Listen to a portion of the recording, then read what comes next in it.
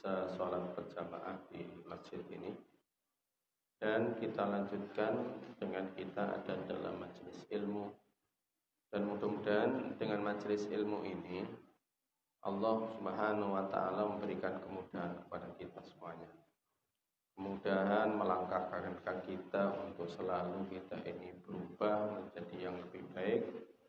Dan mudah-mudahan kita termasuk orang-orang yang menghidupkan sunnahnya Rasulullah SAW. Amin, amin ya rabbal alamin. Bapak-bapak, ibu-ibu, para jemaah yang dimuliakan oleh Allah, pada kesempatan malam hari ini saya akan bacakan bab ini kaitannya dengan kebanyakan ahli surga, artinya pemberitaan yang datangnya dari Rasulullah SAW tentang orang-orang yang paling banyak ada di surga dan paling banyak di neraka. Ya. Babu aksari ahlil jannati al-fuqara. Ya. Babu aksari ahlil jannah al-fuqara. Katanya Rasulullah di dalam bab ini, yaitu bab kaitannya tentang berbicara tentang kebanyakan ahlil jannah itu mereka adalah orang-orang yang fuqara. Fuqara itu orang yang miskin. Ya, orang yang miskin. Bukan miskin ilmu, tapi miskin secara materi. Wa aksaru ahlin nar, dan kebanyakan di dalam neraka itu ahlin nar, penghuni nerakanya adalah an-nisa'u, perempuan. Ini berita yang diberitakan oleh Rasulullah. Ya. Oleh karena itu bagi perempuan memang harus serba ekstra kaitannya dengan ini. Wa bayanil fitnah, ya, wa bayanil fitnah bin nisa'i, dan penjelasan tentang fitnah-fitnah ujian perempuan. Ya.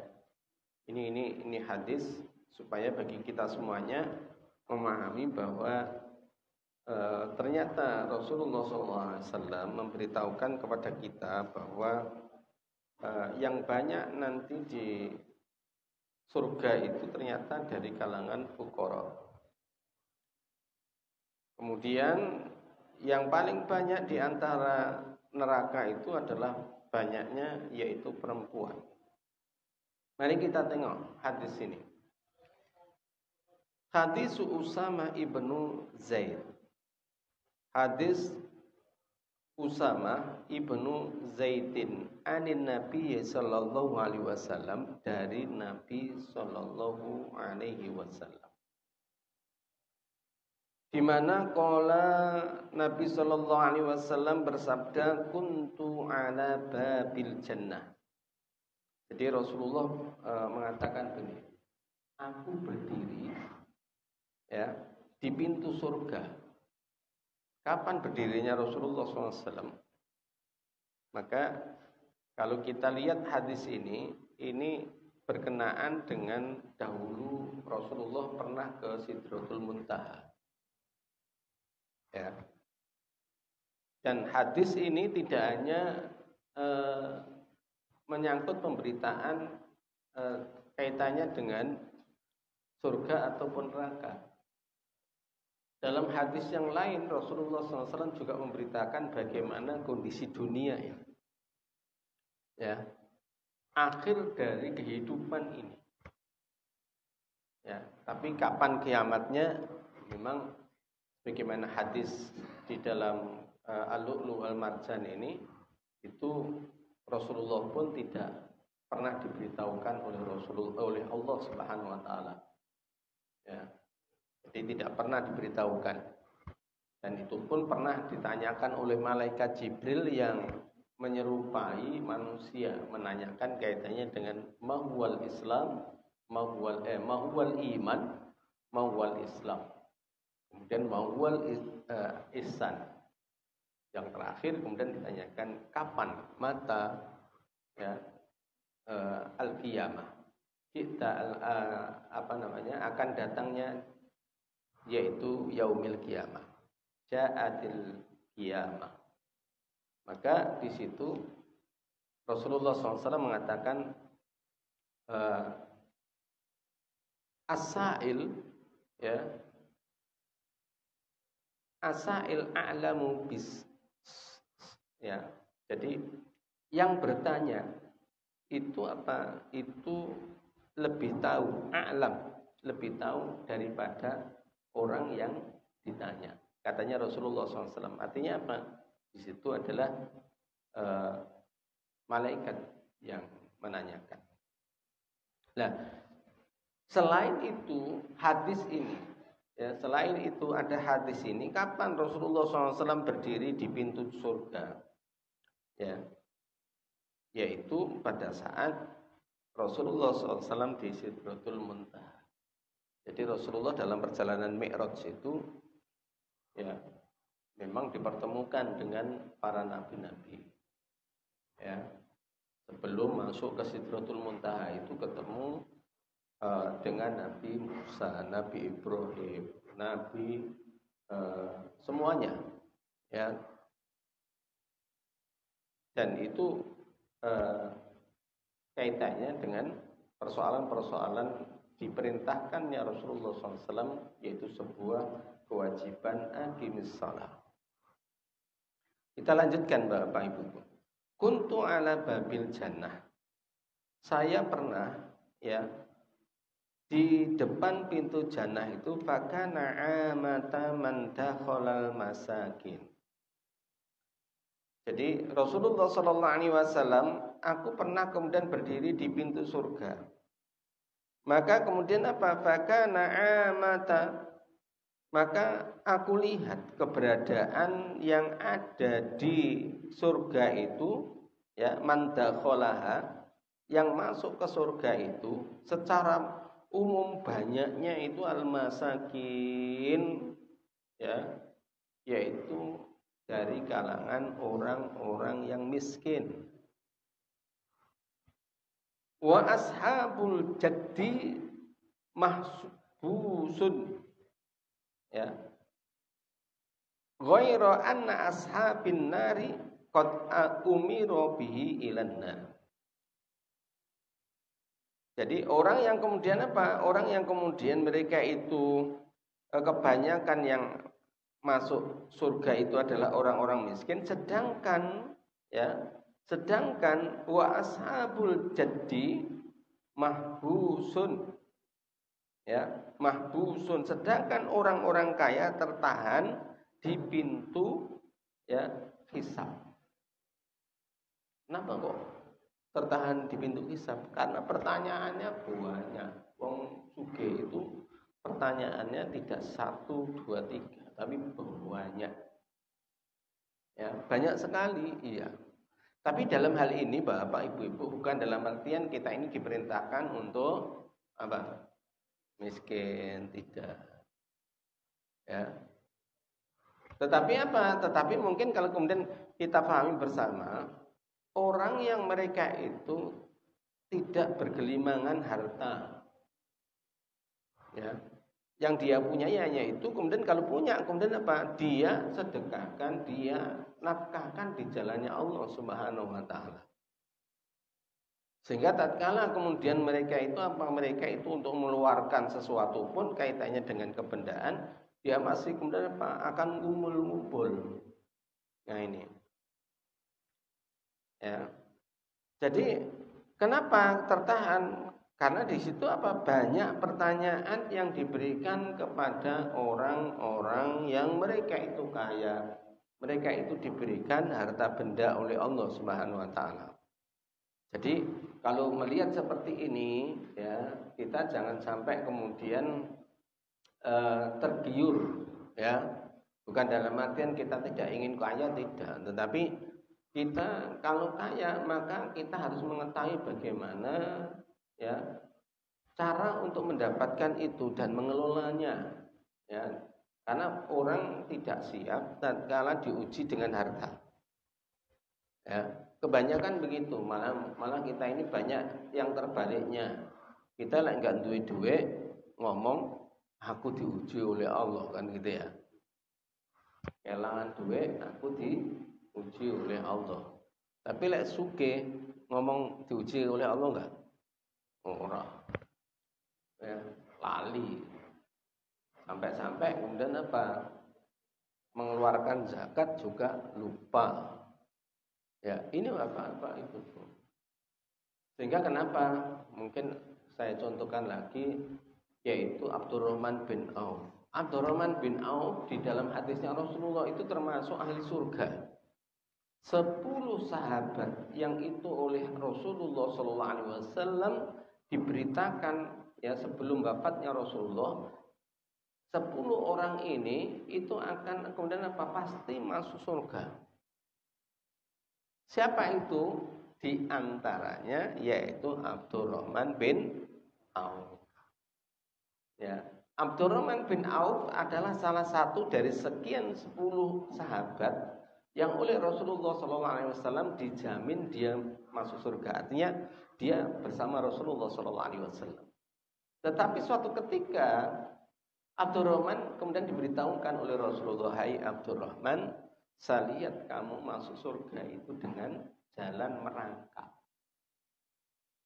Merangkak. Sedang mari kemudian kita tengok dalam sejarah itu Abdurrahman bin Auf itu adalah saudagar yang kaya. Harta bendanya itu mayoritas itu digunakan untuk biaya dakwahnya Rasulullah SAW. Baik unta, baik kuda, baik kerbau, semua harta. Sampai-sampai mungkin kemudian kalau sekarang ini gitu mungkin triliunan lah. Ya, triliunan. Itu disumbangkan untuk apa? Untuk dakwahnya Rasulullah SAW. Tapi Rasulullah masih menyatakan, saya melihat engkau, hai Abdurrahman, kamu masuk surga itu dengan cara merangkak. Nah, mari kita bandingkan diri kita ya. Kita ini kan apa dibandingkan karo Abdurrahman bin Auf, gak ono opone. Bisa masuk surga enggak ini? Nah, ini. Mari kita mengkoreksi diri kita. Artinya saya ungkapkan beginian ini, mari kita fastabiqul khairat. Ya, untuk kemudian apa? Berlomba-lomba ada di jalannya Allah. Seperti dulu yang saya sampaikan kepada panjenengan ya, bahwa semua yang kita miliki ini adalah miliknya Allah. Sampai jiwa kita pun miliknya Allah. Ya. Kok gitu Pak Uzali? Iya. Kan kita kalau ada orang yang meninggal dunia gimana? Inna lillahi wa inna ilaihi raji'un. Jiwa ini pun miliknya Allah. Lebih-lebih sesuatu yang disertakan dalam jiwa ini juga miliknya Allah. Nah, ini yang harus kita pahami. Jangan sampai kita ini apa? Kita ini sombong. Ya, sombong bahwa seperti semuanya ini kalau enggak dia yang melakukan tidak bisa dan tidak kembali kepada Allah Subhanahu wa taala. Jangan. Semua apa yang kita miliki ini semuanya tidak akan lepas dari Allah Subhanahu wa taala. Oleh karena itu, mumpung kita masih diberikan kesempatan oleh Allah, mari kita gunakan dengan sebaik-baiknya. Jadi wa ashabul jaddi mahsusuna, ya.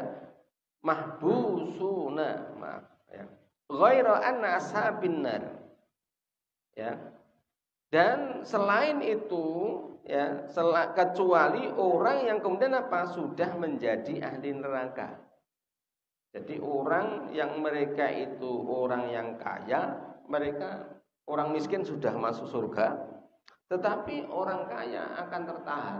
Kecuali orang yang memang apa? Wis kaya enggak digunakan untuk di jalannya Allah, untuk mungkin foya-foya, untuk maksiat, untuk ya pokoknya tidak dijalani Allah Subhanahu wa taala, sudah gelinding ya, gelinding masuk neraka. Rasulullah mengatakan ghaira anna ashaban nari qad umiru bihim ilan nar. Ya. Kecuali mereka yang kemudian mereka yang sudah menjadi ahli neraka, ya. Qad umiru, maka kemudian mereka diperintahkan ya ilan nari, masuk ke neraka langsung. Enggak perlu kemudian itu nunggu. Mau ditunggu apa? Dihisab apa nih? Wong dia kemudian enggak percaya karo Gusti Allah. Dia kemudian ingkar kepada Allah Subhanahu wa taala. Ini Bapak-bapak, Ibu-ibu. Jadi kalau kemudian begini ya, kita jangan sampai terjadi suudzon kepada Allah. Ya, suudzon gimana Pak Ghazali? Yaitu apabila kita ini diberikan kenikmatan oleh Allah harta, tetapi mungkin kita kemudian memandang wong gak salat iku lho. Iku rezekine kok lancar ya. Aku salat tahajud. Aku salat 5 waktu. Tukang dodolan es semisal. Berarti Allah itu gak ada. Ayo kita jauhkan dari prasangka seperti ini Bapak Ibu. Kenapa? Apa yang berlaku pada diri kita, ya, itu Itu sudah Ada garisnya dari Allah Subhanahu wa taala. Kita jangan sampai kemudian suudzon kepada Allah. Mungkin seseorang itu katakanlah diberikan pas-pasan. Ya, ataupun kemudian dia dalam kondisi tidak memiliki, tetapi kemudian dia qanaah kepada Allah Subhanahu wa taala, menyadari bahwa apa yang kemudian diberikan oleh Allah itu kemudian itu memang sudah jatahnya, tidak akan mungkin kemudian dia akan mengambil haknya orang lain. Maka dia jalani dengan kesabarannya. Ya, tapi ada orang yang kemudian dengan kondisi yang seperti itu dia nggak betah. Ya, kenapa kok nggak betah? Jenenge setan itu itu tidak rela. Siapapun orang yang kemudian mereka taat kepada Allah tidak rela. Pernah panjenengan mendengar kisahnya Nabi Ayub? Nabi Ayub itu, bapak-bapak, ibu-ibu, nabi yang